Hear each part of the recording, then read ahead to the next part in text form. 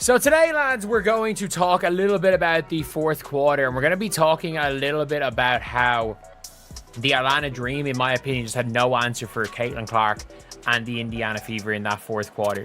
And realistically, for quite a bit of the second half, they had no answer for an aggressive Caitlin. What do you do when your entire game plan, meticulously crafted over hours of film study, is completely dismantled by a single player in real time? For the Atlanta Dream's coaching staff, the only answer was a stunned, silent stare into the abyss. As the final buzzer confirmed the Indiana Fever's crushing 99-82 victory, the look on their faces was a portrait of utter disbelief. They hadn't just been outplayed, they had been outthought, out-hustled, and fundamentally bewildered by the basketball phenomenon that is Caitlin Clark, who proved that no amount of preparation can truly contain a force of nature. The game plan they brought to the court was rendered useless, and the full extent of this was about to become clear to the entire league. Let me say this about the Atlanta Dream. Y'all was hanging in there for 2 quarters, but then y'all ran out of gas. Cause you know why? The Indiana Fever ran y'all out y'all own building, and it was a sight to see. Y'all was huffing and puffing, trying to get some air and find some extra wind, and y'all couldn't. What makes this dominant performance so incredibly satisfying is that it serves as the ultimate, unspoken rebuttal to the chorus of critics and the baffling lead rankings that foolishly placed her as the 9th best point guard. Caitlin Clark operates on a different frequency, one that tunes out the noise, dismisses the haters, and completely ignores the arbitrary numbers assigned to her by people who should know better. She doesn't waste her breath on social media debates or press conference clapbacks. No, her arena for discourse is the hardwood, and her arguments are made with pinpoint passes, relentless pace, and decisive wins. For her, the game isn't just about scoring, it's about proving, possession by possession, that she is in a class of her own, effortlessly leading her team to victory while her detractors are left to reconsider their flawed analysis. But this game was more than just a win, it was a fundamental shift in philosophy. Today, there's no surprise that the Indiana Fever looked best tonight when the offense was ran through Caitlin Clark. There's no surprise that the offense looked best tonight when we pushed the ball off of a make, pushed the ball off of a miss. There's no surprise that the Indiana Fever looked best tonight when Caitlin Clark was surrounded by players that don't have an ego, surrounded by players that said, I'm going to be MVP of the WNBA this year. You see how easy it is when you just let Caitlin play ball and others follow suit? What we all witnessed against the Atlanta Dream wasn't merely a basketball game, it was a declaration of independence. For the first time in what felt like an eternity, Caitlin Clark was finally unshackled and given the keys to the entire Indiana Fever offense, allowed to orchestrate the game according to her own unique, high-speed rhythm. The result was a masterclass in basketball IQ and floor generalship.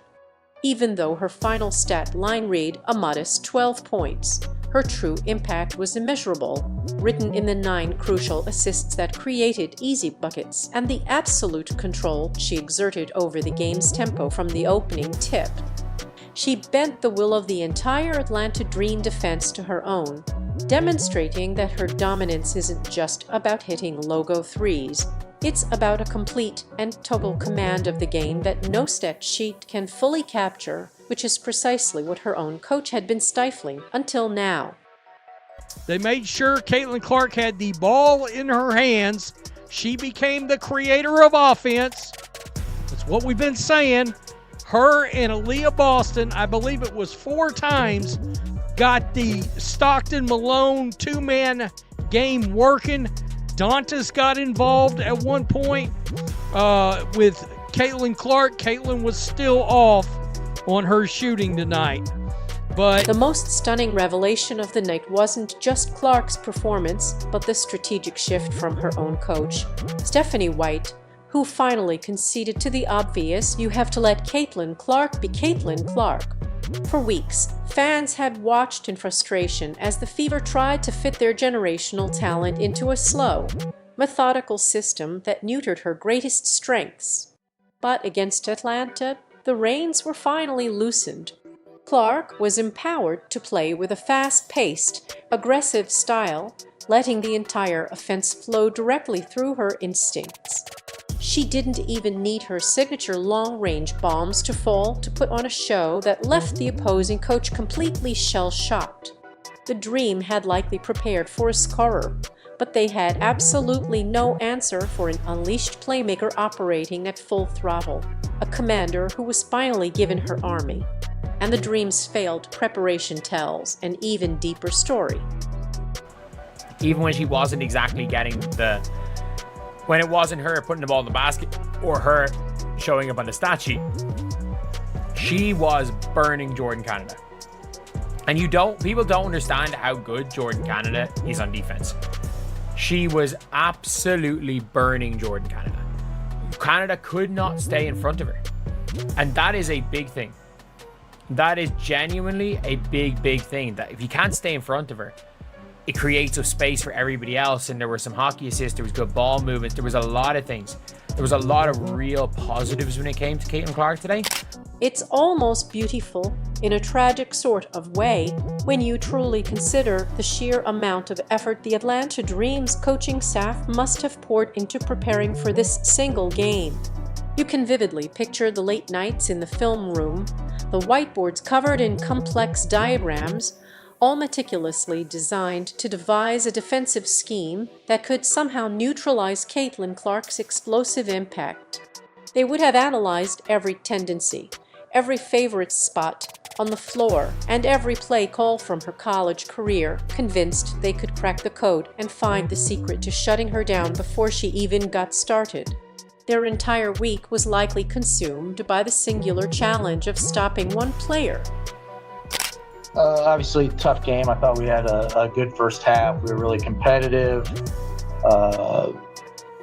Second half we just had so many defensive breakdowns, and give them credit, they were getting extra possessions, and those extra possessions were turning into points just about every single time. So, just valuing ending their possession. It's not enough to force a tough shot. We got to come down with the ball, and then we had some defensive breakdowns and they made us pay for.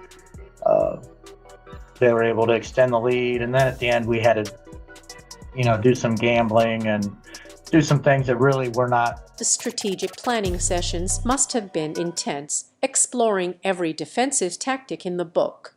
You can almost hear the discussions. We have to double team her the moment she crosses half court. One coach might have insisted, "No, we need to pressure her full court, make her work for every single inch," another would argue. They undoubtedly drilled their players on how to be physical, how to deny her the ball, and how to make her life an absolute nightmare for all 48 minutes of the game. They threw every conceivable obstacle at her in their planning, confident that their collective strategy would be more than enough to overwhelm the rookie phenom and expose her to the raiders of the professional league. The Atlanta Dream were able to really neutralize Caitlin Clark in the first half, and I know Caitlin Clark had 5 first half assists, but they were able to neutralize Caitlin Clark's impact on the game in that first half. And in the second half, regardless of the box score numbers, how Caitlin completely took over. So the big way they were able to neutralize Caitlin Clark, and I think it was almost an issue with Stephanie White as much as anything, is they were manhandling. But then reality hit. When the game was over and the scoreboard glowed with a lopsided 99-82 final in favor of the Fever, the Atlanta Dream's head coach was left utterly speechless at the post-game press conference. All of that planning, all of those schemes, all of that effort had been for nothing. His team had been systematically picked apart, not by a flashy scoring barrage, but by the brilliant basketball mind of a player who the league's coaches themselves had insultingly ranked as the 9th best point guard. The silence on that podium spoke volumes, a testament to a player who had just proven that you can't game plan for genius. And this wasn't the first time a coach has been left looking so completely lost. But you saw Clark sort of gaining her rhythm as the game went along, sort of returning to her form as the game went along, finding that pep in her step as the game went along, even though the shooting numbers were tour dates again, and she's got to find that shooting stroke at some point. Look, it can't go on all year, but you understand where some of those struggles come from when you deal with a quad injury and then a groin injury, and you're thrust back into the lineup and you're trying to find your way. But I do think it was the way that Clark found her way to the basket that was the difference in this game, really. That was what changed the dynamics of this game. This is far from an isolated incident. It's rapidly becoming the standard operating procedure for coaches across the entire WNBA. We are witnessing a league-wide pattern of coaches being left completely dumbfounded and scratching their heads after going up against Caitlin Clark. Remember the early season narrative? The prevailing belief was that the transition from college to the pros with its increased physicality and speed would be the great equalizer that would finally humble her. Instead, she has consistently shattered those expectations, proving that she isn't just adapting to the WNBA, she is actively reshaping the definition of excellence within it. The irony is almost too perfect to believe. These are the very same coaches who dedicate entire defensive strategies to stopping her, who treat her like a legendary veteran. And yet, they publicly downplay her talent. They guard her as if she were a prime-era superstar, yet their votes suggest she's just another player in the crowd. Been an inconsistent ride for Indiana, and for Clark as well, who's had to fight through a lot of injuries. But I think the encouraging thing from Cece was the fight that she showed on the floor. Clearly, she's not quite at 100%, still working her way back, hasn't found her three ball yet, but what she did was attack. She used the physicality against the defenders by putting her head down and going to the basket. That opened things up for her playmaking, which of course is another genius aspect of her game. Once that started clicking, the Fever ran away with things. Sophie Cunningham was everywhere. Clark had it going with Aaliyah Boston again. Kelsey Mitchell was cooking. And all of a sudden, you look up and the Fever are lighting up the scoreboard. And let's be clear, when the game is on the line and the national spotlight is at its brightest, it's not Caitlin Clark who ends up looking out of her depth. It is the coaches and players who spend all week talking down her abilities who are ultimately left looking foolish and exposed. The game against the Atlanta Dream was the perfect microcosm of this dynamic. We finally saw Indiana's coach, Stephanie White, embrace the truth that Iowa Hawkeyes fans had been screaming from the rooftops all along. Caitlin Clark is at her most lethal when she is the one dictating the pace and controlling the flow of the offense. For too long, we witnessed the baffling strategy of relegating a generational talent to a spot-up shooter in the corner, a move that only served to frustrate Clark and hamstring the Fever's potential. But in this game, a crucial strategic pivot was made. White finally realized that trying to contain Clark's natural basketball instincts was as futile as trying to cage a hurricane. When you are blessed with a talent of this magnitude, you don't force her to conform to your system. You tear down your old system and build a new one entirely around her. That is precisely the masterpiece that unfolded on the court. A symphony of motion and intelligence that left the Atlanta Dream coach watching helplessly from the sidelines. Clark conducted the Fever's offense with the surgical precision of a world-class maestro, directing her teammates, exploiting defensive weaknesses, and creating scoring opportunities where none seemed to exist. She was a chess master playing against checkers, seeing the game 3 steps ahead and making adjustments that left Atlanta's defense in a constant state of chaos and reaction. Even on a night where her long-range shots weren't consistently falling, her gravitational pull on the defense and her sheer basketball IQ allowed her to control every single facet of the game. What made this performance so devastatingly effective, and what her biggest critics refused to acknowledge, was her profound ability to elevate every single person sharing the court with her. They were manhandling Caitlin Clark early in that game. Like, they had 2 hands on her. They were fully getting into the we are grabbing her and we don't really care. Like, that was their goal. Their goal was they were out there to maul Caitlin Clark. They had they had absolutely no intention of doing anything other than mauling Caitlin Clark. When Caitlin Clark is empowered to play her signature brand of basketball, pushing the pace, creating havoc in transition, and making split-second decisions with the ball in her hands, the entire Indiana Fever roster transforms into a more potent and dangerous unit. Suddenly, Kelsey Mitchell is getting cleaner looks at the basket, Aliyah Boston has more space to operate effectively in the post, and role players find themselves wide open for rhythm three-pointers. This is the multiplier effect of a true floor general, a quality that separates the good players from the truly transcendent ones. The Atlanta Dream coach had no answer for this version of Caitlin Clark, because this version, the one who plays with unbridled confidence and is trusted to be the leader she was born to be, is fundamentally unstoppable. She transforms from a great rookie into the kind of franchise-altering superstar that made her a household name in the first place. Now, let's circle back to the absolute absurdity of that 9th best point guard ranking for a moment, because the level of cognitive dissonance required to reach that conclusion is truly staggering. Think about it. These are the league's top basketball minds, coaches who spend countless hours breaking down film, designing specific, often complex defensive schemes tailored exclusively to slow her down, and who likely lose sleep at night worrying about how to contain her multifaceted impact on a game. Then, with a straight face, they turn around and cast a vote that places her 9th among her peers. This isn't just a simple misjudgment, it borders on delusion. It's a baffling contradiction that can only be explained by either blinding professional jealousy or a complete refusal to accept the reality that their actions on the court so clearly demonstrate. And this was a really nice all-around game from the Indiana Fever. And some may ask, well, Rhodes, do you feel better about Stephanie White? No, not at all.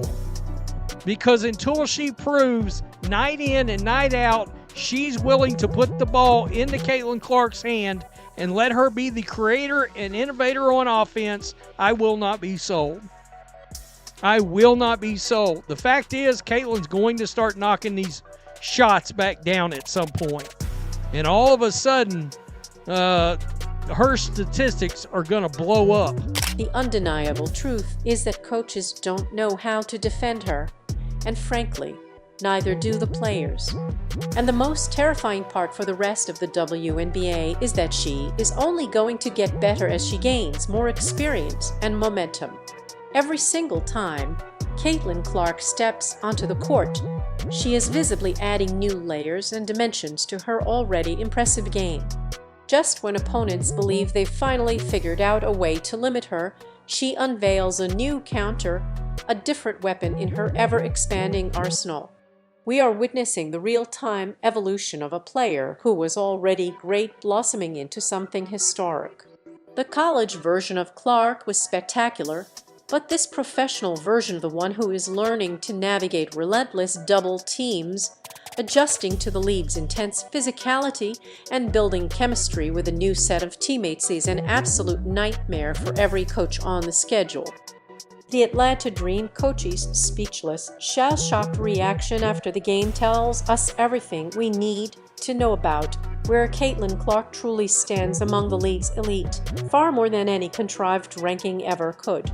You simply do not dedicate that level of extensive game planning to the 9th best anything. You don't lose sleep over a player you consider to be mid-tier. You absolutely do not overhaul your entire defensive philosophy for someone you don't view as a primary, game-breaking threat. Credit must be given to Stephanie White for finally seeing the light that so many fans have been pointing to all season. Caitlin Clark is at her most devastatingly effective when she is allowed to play her natural, free-flowing game. The fast-paced, high-tempo style that made her a legend at Iowa is precisely the style that will make her an unstoppable force at the professional level. Instead of trying to put a square peg in a round hole, this was a tale of two halves. A tale of two halves. A half where the Indiana Fever let Jordan Canada have wide open shots, and a half where they decided to play defense and shut Jordan Canada down and not let Ryan Howard get off. Interesting. A half where we had Caitlin off ball and sitting a lot, sitting on the bench, rotting away in the first half, and the second half where, oh my God, she's in the game. Oh my God, they're giving her the ball. When Clark is given the freedom to push the pace, to create on the fly, and to operate without the constraints of a rigid, slow-moving offensive scheme, she morphs into the very player that gives opposing coaches nightmares. The true beauty of her performance against Atlanta wasn't just found in the impressive statistics, like her 9 assists or her overall command of the offense. It was felt in the way she controlled the emotional and psychological flow of the game itself. Every single time Atlanta seemed to be building a sliver of momentum, Clark would step in and make a decisive play, a clever pass, a crucial steal, a drive to the basket that immediately shifted the energy right back to Indiana. Every time the Dream threatened to make a run and tighten the score, she was the one to stem the tide and restore order. This year, and it's just all right, I'm gonna accept that contact, I'm gonna go through it, and I'm gonna score on you. And one. Put the points on the board. You know, Caitlin Clark doing it there. Here's a closer look at that play to sort of give you, you know, an idea of what took place, and the you know, she accepts the contact, gives some back herself, and ultimately gets the bucket. By the way, you know, some size on that Dream team, obviously, with Griner inside, and Jones got in foul trouble, which helped. Jordan Canada. This is the defining characteristic of an elite, generational point guard. Their impact transcends mere points and assists. They control the very pulse of the game. They possess an innate understanding of when to accelerate the tempo, when to slow things down and execute in the half court, when to take over the scoring burden themselves, and most importantly, when to defer and get their teammates involved. Against Atlanta, Clark demonstrated a masterful command of all these qualities, leaving the Dream's coaching staff utterly bereft of answers.